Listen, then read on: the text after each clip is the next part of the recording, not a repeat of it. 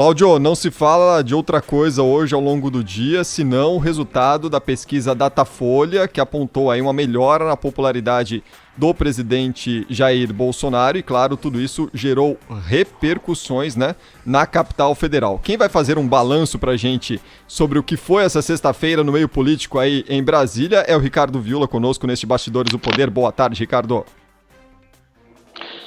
Boa tarde, Cris. Boa tarde, Cláudio Humberto, para todo mundo ligado na Rádio Bandeirantes. Basicamente, a sexta-feira, em termos de repercussão política, se concentrou em torno da divulgação da recente pesquisa Datafolha, mostrando o seguinte, que o presidente Jair Bolsonaro chega, portanto, no maior nível de aprovação desde o início de mandato, e isso apesar da pandemia. Subiu de 32% para 37%, segundo o Datafolha, o número de brasileiros que avaliam o presidente, o governo Bolsonaro como bom ou ótimo.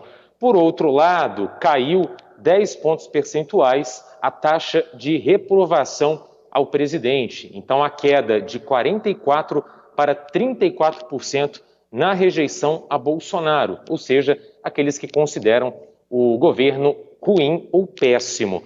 O segredo da virada? Segundo o vice-presidente do país, Hamilton Mourão, em declaração na manhã de hoje a jornalistas, segundo Mourão, Bolsonaro surfa na popularidade conquistada com o pagamento do auxílio emergencial de R$600.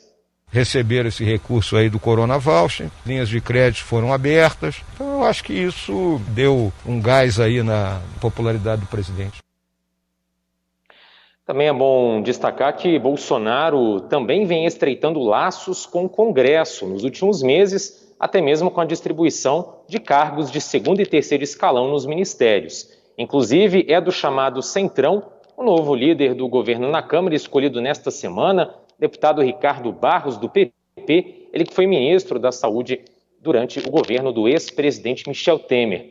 Só que vale lembrar, boa parte dos votos que Bolsonaro conquistou na campanha presidencial de 2018 veio de um eleitorado, digamos assim, avesso a acordos e alianças com a dita velha política. Mas para o vice-líder do governo na Câmara e deputado bolsonarista Carlos Jordi, do PSL, a aproximação com partidos tradicionais de centro é estratégica para aprovar as pautas conservadoras que levaram Bolsonaro à presidência da República. O discurso liberal, muito presente na campanha de 2018, está em xeque por conta da pressão de vários setores da sociedade de elevação dos gastos públicos, ocasionado pela pandemia.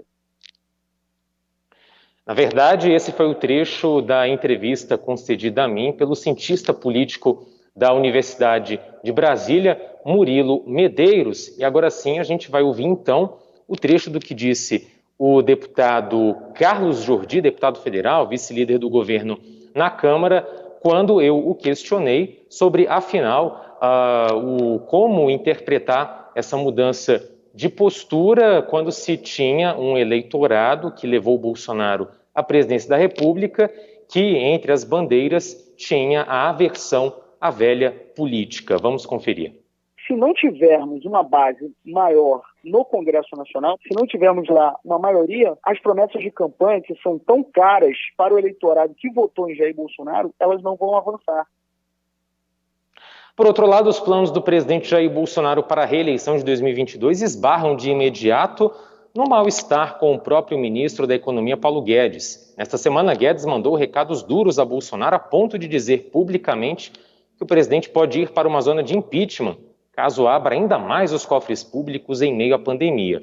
Como avalia, agora sim a gente vai ouvir o cientista político da Universidade de Brasília, Murilo Medeiros, a agenda liberal do governo está no divã.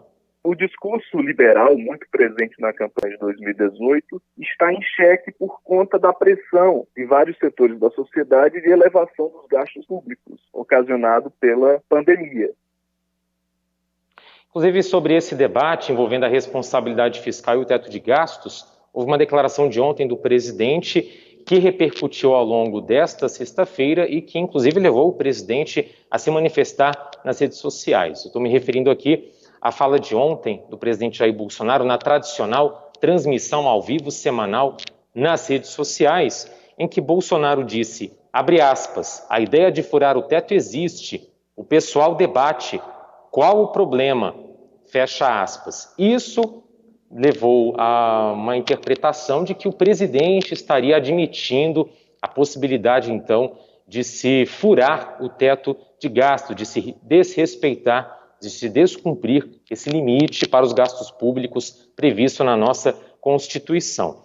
Diante dessa repercussão, o presidente Jair Bolsonaro, então, se manifestou hoje nas redes sociais e ele disse o seguinte, que o governo vai trabalhar junto com o Congresso para controlar despesas com o objetivo de abrir espaço para investimentos e, assim, atravessar unidos essa crise. E ainda em postagem nas redes sociais, Bolsonaro lembrou que nessa transmissão ao vivo ele começou dizendo que o ministro Paulo Guedes manda 99,9% no orçamento e que a responsabilidade fiscal e o respeito ao teto são o norte do governo. Muito obrigado, Ricardo Viola, falando conosco ao vivo de Brasília.